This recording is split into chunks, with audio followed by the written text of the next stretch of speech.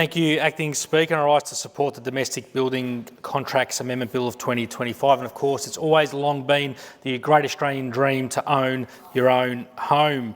However, as we build more homes, Acting Speaker, we need to improve building standards and consumer protections for families, particularly as we strive towards that target of 800,000 homes over coming years. And Acting Speaker, building off those previous reforms that have passed through this House, I'm very pleased to be here today to support these new further measures.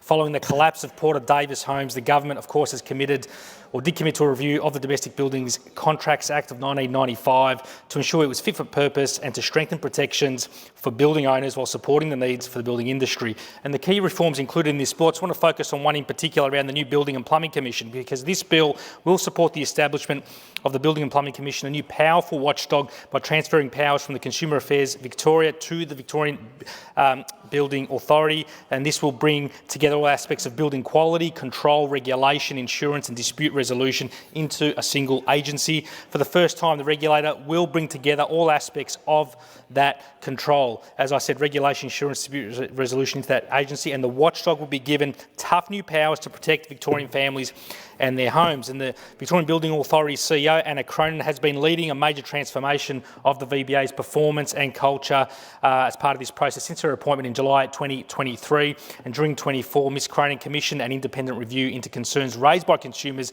about historical practices by the VBA, which has been released. And the report did confirm what many had already known, which was the significant changes that were needed to better protect Victorian building or renovating their home. And I'd like to use the remainder of my time to draw the House's attention to this report and to a local case study which is very relevant to why we need to continue doing more to strengthen building standards and protect consumers.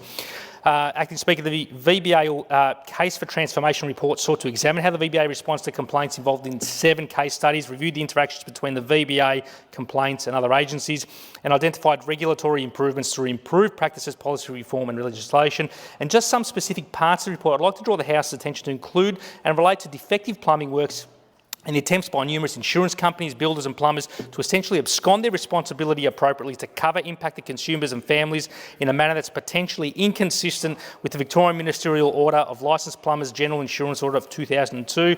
And the Ministerial Order is very clear. Part 2, 10A, a plumber must have insurance that indemnifies him or her for any liability to pay for the cost of rectifying any plumbing work required because of defects in the plumbing. 11A section, in case of domestic plumbing work, a plumber must also have insurance that indemnifies him or her for any liability arising from any consequential financial loss reasonably incurred by the building owner as a result of the defects or no completion of the plumbing work, and the cost of alternative accommodation, removal, storage costs that are reasonably incurred. Part 3, 18A, a plumber must have the insurance that indemnifies him or her in respect of domestic plumbing for A, public liability and completed work liability for an amount of at least $5 million for any one occurrence, and B, for all other liability an amount of at least $50,000 for any one claim or series of claims in relation to a compliance certificate, and C, for the reasonable legal costs and expenses associated with the successful enforcement of a claim against the plumber or insurer.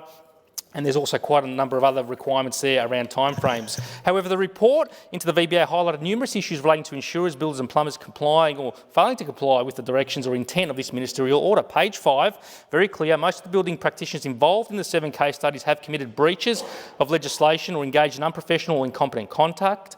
When plumbing defects were alleged, if the plumber did not agree to fix the work or the owner did not want the plumber back on site, the VBA told owners to make a claim on the plumber's insurance with no further action taken against the plumber by the VBA.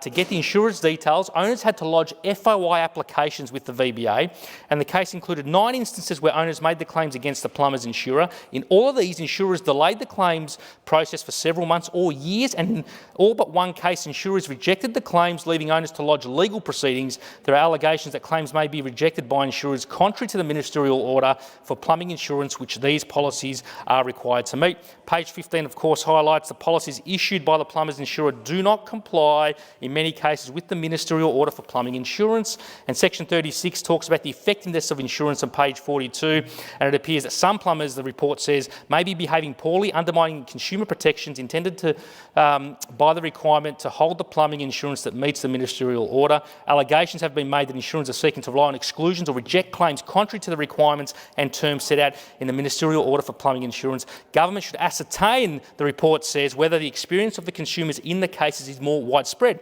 And Acting Speaker, a local case study I'd like to draw the House's attention to and the Minister's attention to and the new Plumbing Commission's attention to relates to a very disappointing conduct by Suncorp, AAI and GIO, who are effectively ignoring, I believe, the intent of the ministerial order and disregarding the needs of my constituent and his family.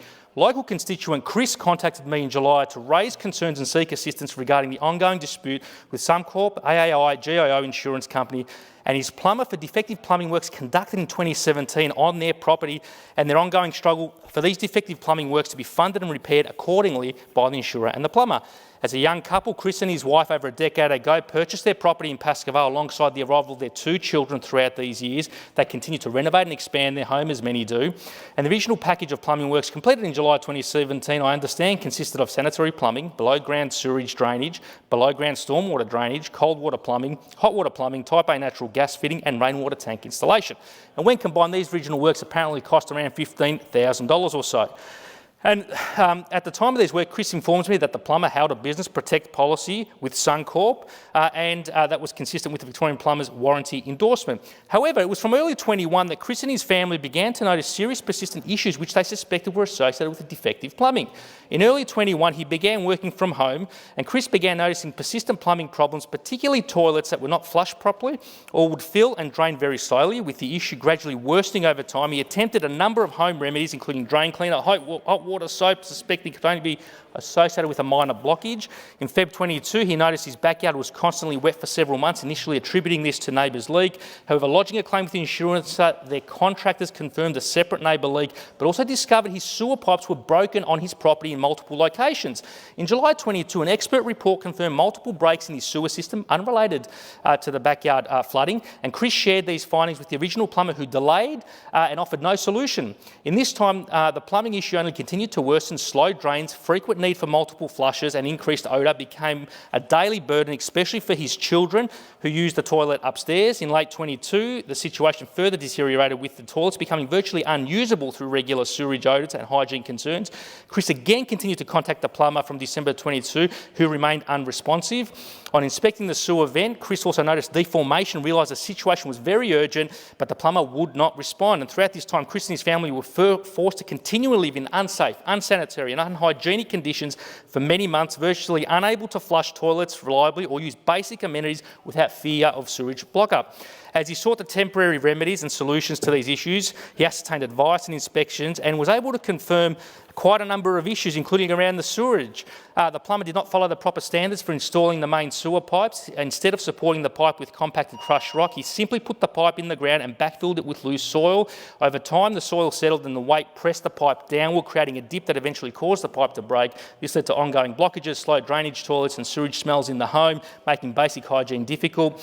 Even the insurance engineers advised that the sewer under the house needed to be replaced. One section had totally failed and the rest was also likely at risk. Plumbing standards also required a special overflow tap outside the house in case of blockage, and to stop sewer gases from escaping through this, it needed to also stay filled with water, so there should be a way to refill it, such as draining the tap or kitchen sink over it, but the plumber did not include this, which could allow gases to escape, potentially impacting his family and neighbours, and resulted in the damaged plumbing work, unsafe and unsanitary living conditions. Also, numerous and detailed issues I've found here around the bad quality of stormwater works that were done in the ground, on the balcony. The plumber, in terms of the gas main, used a plastic pipe for the gas line where copper should have been used, especially outside. Plastic pipe can break down in sunlight and pose a safety risk. Using plastic in this way is not compliant with gas safety regulation. This is a safety risk. And the plumber also had a significant disciplinary history which he was unaware of. It's a shame the member for Narracana and Morwell aren't here as two former plumbers who could have spoken further on some of these issues. But by the late half and the end of 22, Chris informs me, again, he sought to reach out to the plumber in good faith and request inspections, who continued to deny.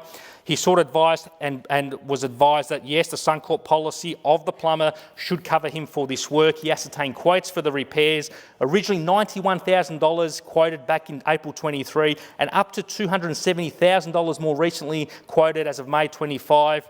But Suncorp have only ever continued to offer Christie's family $50,000 payment to cover the defective works, as they claim the maximum amount they're obliged to pay because of the ministerial order is that amount, but that is incorrect. The order says it must be at least $50,000 insurance coverage ascertained by the builder.